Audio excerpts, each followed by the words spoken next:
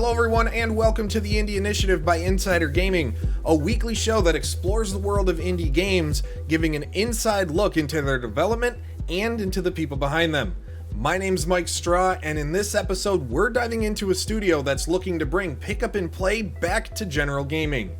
I'm talking, of course, about Refactor Games. I'm pleased now to be joined by a man with a passion for gaming that has seen his studios put out countless games like Creed Rise to Glory, Westworld Awakening, The Walking Dead Onslaught, and of course, Football Simulator. I'm talking about co-founder and CEO of Refactor Games, Nathan Burba. Nate, thank you so much for joining us here on the Indie Initiative. Yeah, thanks, Mike. Thanks for having me. Definitely. And now we'll start right with Football Simulator. It launched on Steam in June of 2022. It's a fully physics-based football game that features a RPG season mode, which is one of the most unique things I've seen, and we'll get to that in a minute, and is 100% moddable for creators. And on Steam, it currently has a mostly positive rating and has been featured on a number of media outlets like PC Gamer and YouTube channels like Not the Expert, gaining some real momentum. Now, as someone like myself who appreciates sports games from my years covering them exclusively, it's clear, and I know that that community is hoping for something new and exciting to give them an alternative from the AAA title that we all know is out there. So, Nate, right off the bat, how are you feeling about how things are going with Football Simulator over the last little while? Yeah, good. I mean, in general, if the game is running performantly and people are enjoying playing it, it is an above 80% rating on Steam. I'm pretty good. Everything feels pretty fine. If that dips below that, then it's kind of like we're freaking out. Like we got to fix the bugs. We got to do this. We got to do that. So it's a typical indie game, early access game, and what we're trying to do is just get people excited about playing the types of games that we want to play. This is very much a throwback to the old NFL 2K style football games, but with the Yeah, added physics element. So it's kind of like take NFL 2K and kind of update the gameplay, make it kind of the best version of that type of gameplay, and then kind of add the gang beast aspect to it, right? And that's where it yeah, gets pretty interesting from our perspective. We have this really nice tech that we built called the sports physics engine, and that allows us to basically have these fully physicalized characters, but then also you can have a coach that runs around an entire facility and interacts with characters. It's not just about the game, it's also an RPG. It also has the possibility of coming out on multiple platforms. Steam is kind of our base of operations initially, but then we'll be yeah. coming out on multiple platforms after that. The idea is to bring all these platforms together, different modalities, so that they can all play football. And ultimately, it's just a football game that I've wanted to play. I was such when back in 2005, my angry letter to Game Informer was published about the NFL exclusive license, and it was kind of one of those things where it's like, when I get the time, and I'm going to make my own football game because I just don't want to play Madden, and I've been missing playing football games for such a long time. I know there's so much potential. I'm a huge football nut. I'm a huge Philadelphia Eagles fan, so this started just as a passion project for myself, just to play the game that I wanted to play, and it kind of Yeah. snowballed and snowballed. And myself and my co-founder Armand Megardichian, and our art director, we basically just started saying, okay, what if let's make the game with pills first. Oh, this is really fun. Okay, what if we make it with let's add some physics-based character tech. Let's start actually building out characters that are modular. And slowly but surely, we started building out every single piece of what you would need for a game similar to NFL 2K or similar to Madden, where now we have full stadiums that are similar to the real stadiums with 40 to 80,000 fans, fully rendered 3D frame fans in each stadium. I built the replay system I've always wanted, where you can zoom in and zoom out and move the camera around and get these incredible replays out of the game, right? So this is us just kind of putting into practice all the little tools that we've wanted to develop, and kind of do it for football initially, because football is the most complicated sport. It has the most players on the field. Yep. It's the sidelines full of players. The stadiums are the largest. So the idea is, if we can tackle that, then if we want to do basketball, if we want to do hockey, if we want to do baseball, these other sports, they're well within the means of our technology. So it was kind of go after the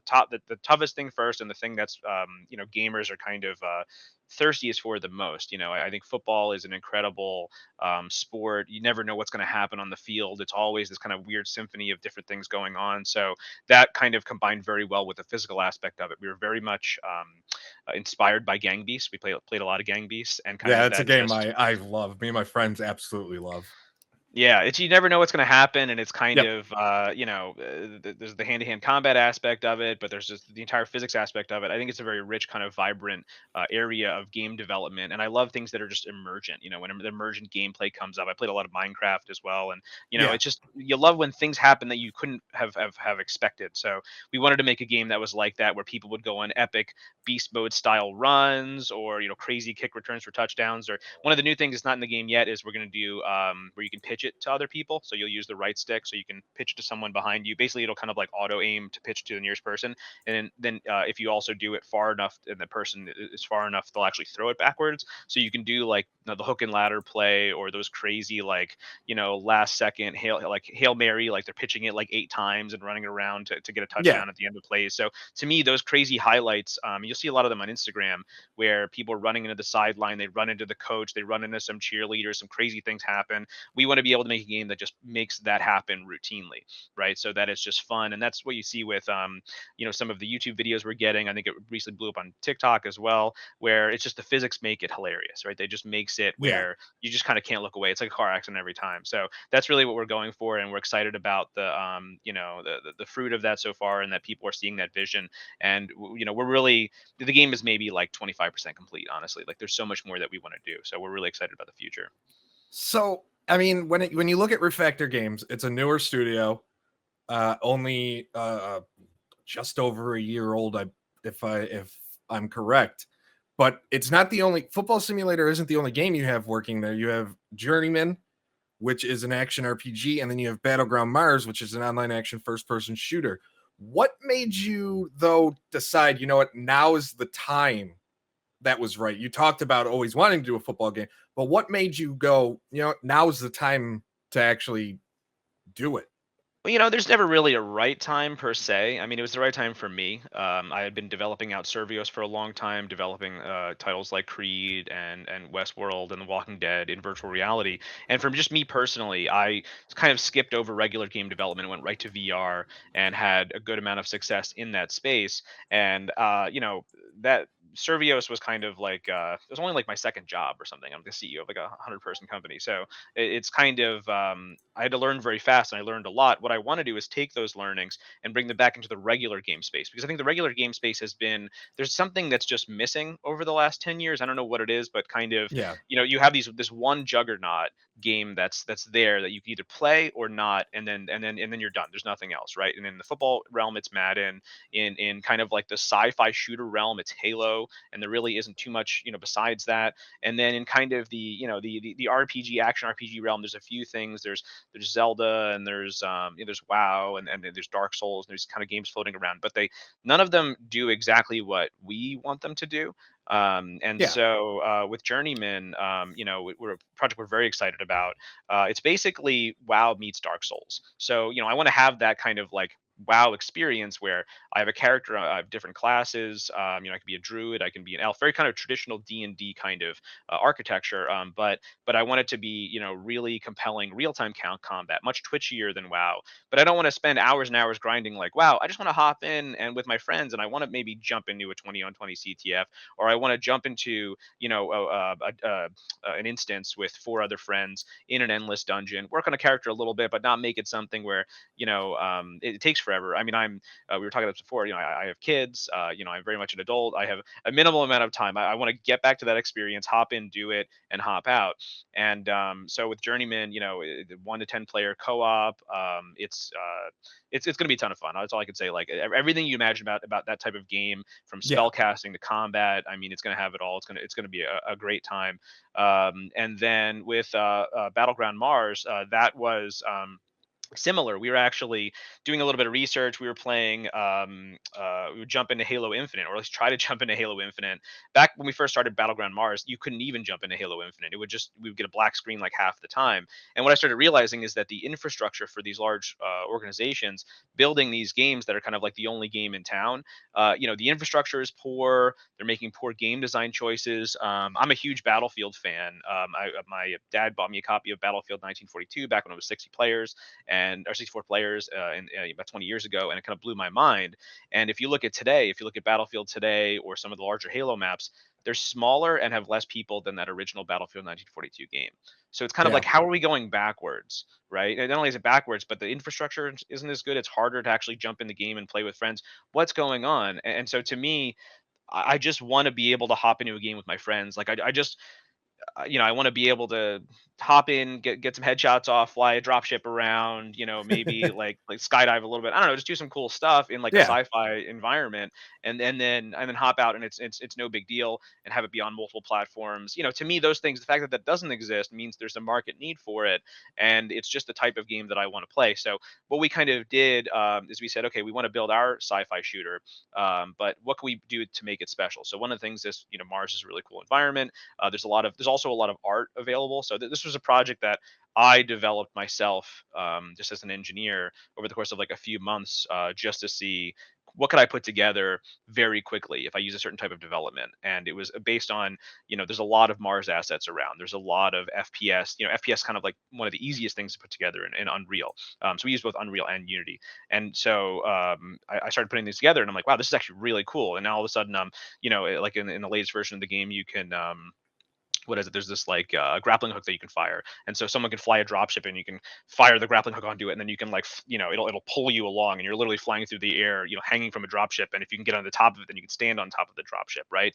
And there's other games I try to play. They don't involve vehicles this much, right? Vehicles are kind of like a side thing. So that's the main reason I wanted to do that, is to create that multi-dimensional combat. And then we added kind of a fun element to it where you play. We're always looking for free IP, so we're Yeah. like who could be in our game that we don't need a license. I'm like, billionaires, right? Let's throw Elon Musk and Jeff Bezos and the other billionaires in the game. You play as clones of them in the future on Mars, because their corporations are fighting for territory on Mars.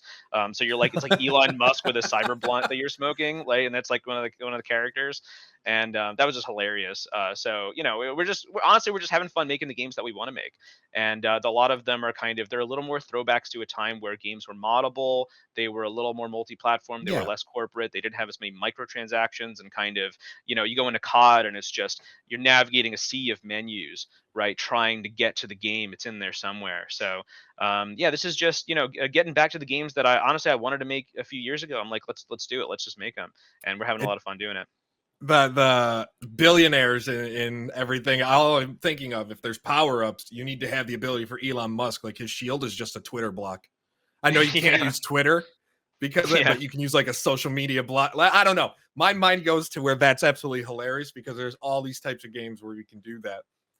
Yeah, And we had the corporation that he plays. So each one has a corporation that's the side you're playing for. That's like corporate wars, and his corporation is Doge Corp.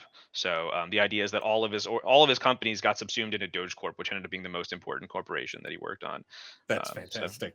yeah, This kind of leads into, you kind of answered it, and it leads into my next question. You've obviously been in the industry for the last decade. You've seen VR start to take off. You prominently developed that for years before getting into what you're working on at Refactor. But what have you noticed about the interest of gamers and the changes that have happened? You brought up microtransactions, you brought up the ease, but of getting in and just jumping in. I mean, that to me speaks to me, the ability to just jump in and play. Like there's a game that I'm currently hooked on called Stolen Realm, which is that thing. You're allowed, it's just easy to jump into a party with friends, play for a little bit, and then hop right out, and nothing, it doesn't hurt anything. But what have you noticed on your end about the idea of gamers and what they want and what they're just gravitating to? yeah. I mean, well, the market has fragmented a lot. You can see it. Just taking the example of streaming platforms today, right, and how hard it is to figure out. I want to watch a TV show today. What streaming platform is it on? Everything is a la carte today, right? Games have been moving toward that over a period of time, right? So they start off where there's one console and it has three games, and now we have just tons of platforms, tons of games, and all the games are kind of fighting for the same amounts of revenue. So what happens is a lot of these things that we don't want are kind of put into the games so that they're able to make the money they need to produce the game in the first place, but it waters down the experience. So it needs to be on this platform. It's an exclusive, so you can't play it with your friends on this platform. And so you have your friend groups are segmented into PlayStation on the one hand and Xbox on the other. And so or microtransactions kind of end up coming into games. Then you have a very promising game that turns into free to play with microtransactions, and then it kind of goes down the drain, and they're not sure about the business model, and then they kind of move on, right? So we've kind of seen it go in a bunch of different directions, and I think it's not been good for customer satisfaction. And I think Yeah. what we've seen from people is that they want something that's very accessible. They want something that there's no roadblocks to getting to, and it doesn't need to be, like it needs to have, like, games are still, they need to look good. They need to be able to compete with the top titles that are out there, because people they only pick a few games a year, and they kind of place bets kind of like putting where their money should be, right? But ultimately, accessibility, multiplayer, and the ability for new experiences, and the ability to create content. That's another thing too, is that you're playing a game. It should be fun to watch someone else play it. It should create this new, unique experience from the content itself. The way I always talk about it is, games used to, how do I put it? This is the way I always say it. Your grandmother used to be able to tell when a change in game generation. So a game, 2D to 3D, grandma can go, oh, that game looks new and interesting, right? Yeah. Today, the average person on the It's street, tougher. grandma, whoever it is, you can't, a game from 10 years ago kind of looks roughly the same as a game today in many cases. And there's a lot of the top studios are innovating on what the games look like. And so you put something on the screen and it's beautiful and it's doing all of these things, but it's single player and it's a single platform and it lacks these accessibility features. It's not emergent. It has all these kind of weaknesses. And so as a studio, we're kind of taking advantage of that and saying, that there's a lot of actually opportunity out there if we cater more directly to the gamer and make everything a lot easier to kind of get into. And we're not so much worried about, making it the greatest, visual thing that you've ever seen. For example, in Journeyman, we've really embraced kind of the Valheim art style, where it's going to Yeah. be, it's low poly, it's real time lighting. And as we're playing it, we're like, this looks cool as hell. Like, we're watching all this real time lighting stuff happen. And like, we couldn't have even done this if we went high poly with everything, if we went high resolution textures with everything. And so we're starting to realize that, games themselves are evolving. They're evolving into something that's much more playable and dynamic and interesting than we've seen in the past. And it's not all about visual fidelity. Let's go back and circle back to the game that's out now. Football Simulator. It retails now for, if you haven't heard of it, it retails for $20 on Steam. It is constantly being updated. When you guys are looking, and when you guys looked at the feature set needs to come out, how did you guys come about that? Just was it what was in your head? Did you guys have focus groups, surveys? Did you reach out to people? What went into at least your early stages, MVPs, and things like that? Yeah, well, we have very much a Stephen King style closed door and then open door period of development. So initially, it's just we're developing what we want, finding the fun. It first started with the football gameplay. Can we get, NFL 2K5 inspired football gameplay initially? And that is no small task at all. So we initially started developing that. Now, the way that I develop games, I develop them very holistically, and what that means is that it means a number of things, but one of the main things is that you put the component parts together that are the important fundamental parts of the entire game, and you kind of stub everything out. So the two big components of this game are the actual football game itself, and then the season mode. And the season mode, what I really wanted to do, so I'm a massive Philadelphia Eagles fan. I'm like a super fan. I've been following Howie I'm Roseman. sorry. We are Yeah. recording this, by the way, just 3 days after the Super Bowl. I'm a Cincinnati Bengals fan, so I'm still Oh, bitter nice. over the AFC title game. So I We'll be mean, we can fine for just years, man. We're set up with these yeah, amazing quarterbacks. Like, we're I good to know, right? go. It's So just like I'm not gonna be over it until kickoff in September. yeah, honestly, I'm fine. To be honest, like, it's you know, I hope the Eagles lose the Super Bowl every year, right? Because what a ride! I'm having a good time. This team was a juggernaut. I think the coaches got out coached during the game. I think there were some questionable decisions. I'm glad Jonathan Gannon's gone. I want, to me, like, I watch.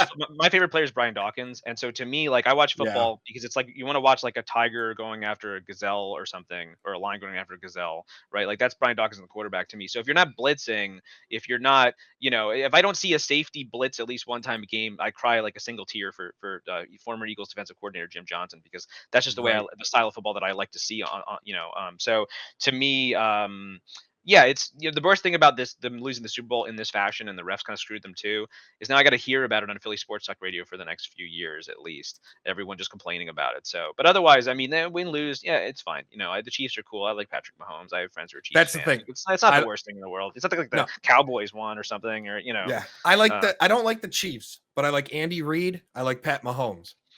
I don't like anything else about the Chiefs.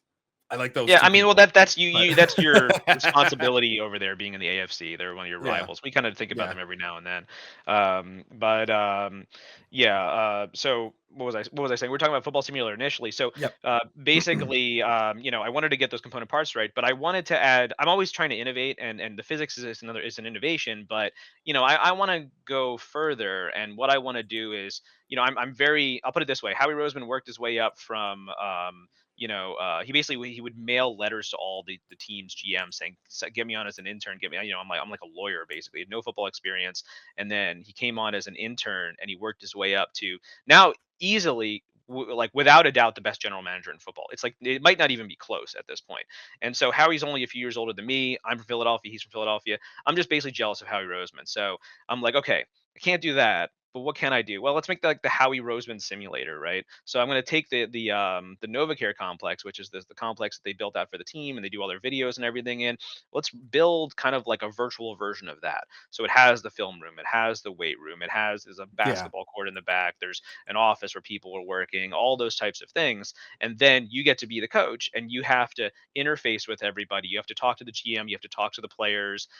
You're able to just practice on the practice field, all of these things. And then I could take all of my favorite football mechanics that I've seen throughout the years, everything from there was the condition mechanic in Tecmo Super Bowl, for example. I could take that and bring it in there. And so if someone's in, like, let's say they're in poor mental condition that day, maybe it affects their awareness and a few of the other kind of softer stats, right, for a period of time. If you just go over and say, "How you doing?" How you doing, player, and you have a conversation with them, then it goes up to like neutral. Now all of a sudden, the awareness of your middle linebacker, like for example, Lane Johnson had some mental health issues that he went through, right? Yeah. And that affected his play a little bit. A few of their actually offensive linemen.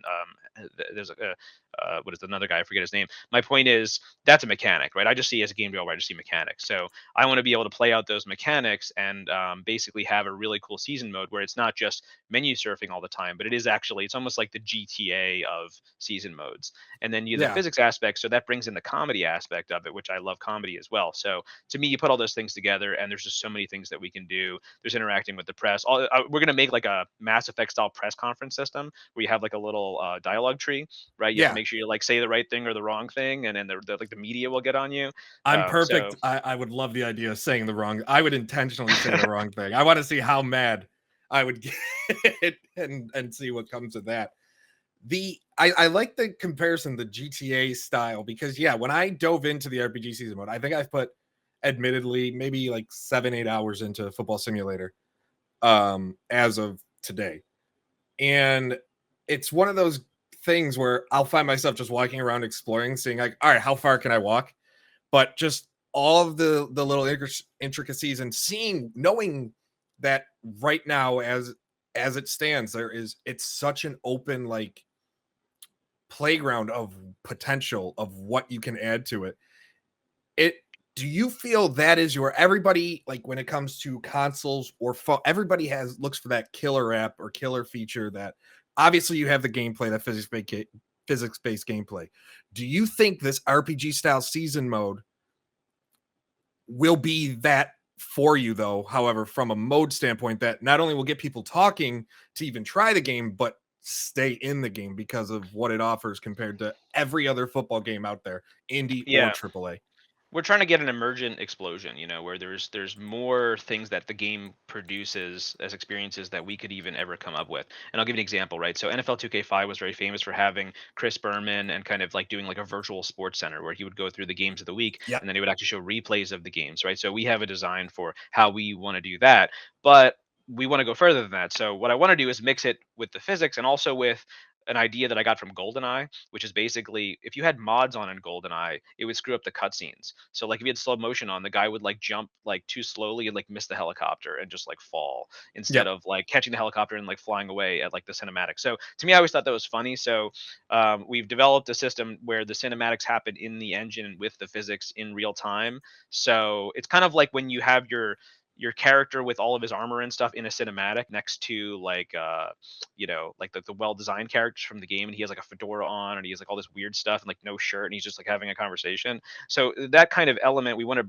bring that out even more so that you could basically like interact with this in the studio in a physical way, and then a cutscene will happen. And like for example, I have this the cutscene where they have to get into an elevator together, but like what happens if you like push all the chairs into the elevator, and then like they like try to get in the elevator and the characters are kind of like bumping up against it, and I don't know, it's just like funny outcomes like that to me allow for the community to basically create videos, and that therein leads to the content, right? So that's part of our entire content process, and ultimately we want to see what people can create with it.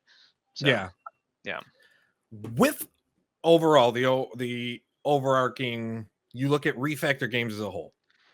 You guys are again a newer studio, and you have 3 titles currently in development.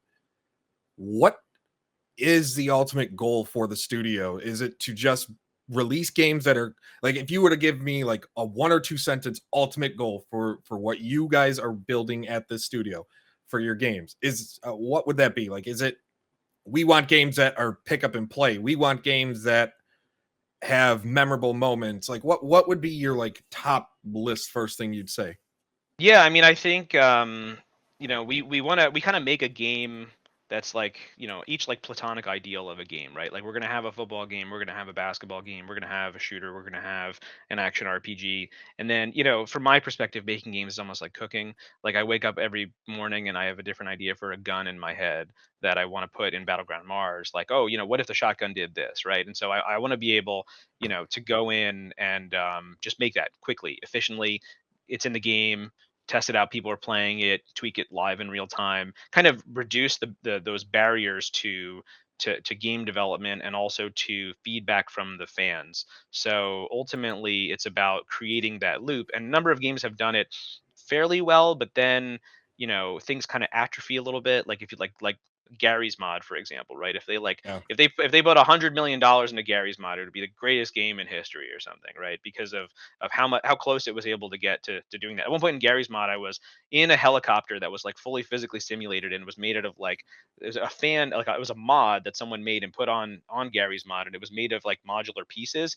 And there was also like an AI monster guy that someone had made. And at one point, I was in the helicopter flying it, and the monster jumped up into the back of it and started tearing it apart, and it's literally coming apart as it's trying to fly, and then it starts like falling, and I'm like battling a monster inside of my own helicopter, and I'm like, I've never had a gameplay experience like this. And it's just these random mods in this random game, so I just know there's a lot of that kind of potential. And so Yeah. we want to build these like tentpole games that allow us to bring that potential out and essentially just create whole new gameplay experiences that are really emergent, that involve physics, that involve your friends, and then also allow us to just tell stories. Allow us to like with, I'll just give an example, like Journeyman. But we know a lot about like alchemy and stuff. I don't know, like we're nerds. We're nerds for magic and some of the stuff that's in like Harry Potter, Philosopher's Stone, those types of concepts. We're putting all of them in a Journeyman, right? You want to learn about alchemy, like Journeyman's going to teach you. It's going to teach you some real magic stuff. So there's storytelling, there's the actual hanging out with your friends, learning stuff while having emergent gameplay. Like if we can do that and have multiple titles that do that, then I'm in heaven at that point. Where, as we wrap this up here, where can people learn more about Football Simulator, Battleground Mars, everything you guys are working at Refactor? Yeah, go to refactorgames.com.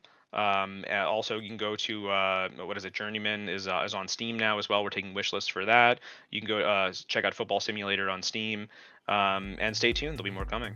Nate, I want to thank you once again for joining us here on the Indie Initiative from Insider Gaming. Best of luck in everything you're working on, and I can't wait to see what the future holds. Yeah, thanks, Mike. Appreciate it.